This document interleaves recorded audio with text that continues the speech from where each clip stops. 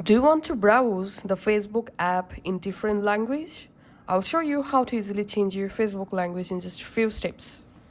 All you have to need, go to your Facebook app, tap on your profile photo, tap on this gear icon. Under settings and privacy, scroll down and under preferences section, tap on language and region.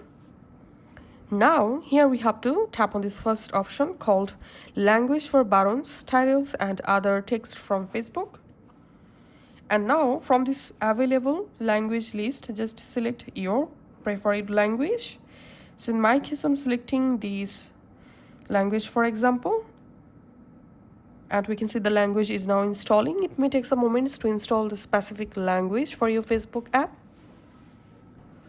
Once successfully added, go to your Facebook and you see your Facebook default language or system language has been successfully changed. So that's how you can actually do it. Thanks for watching.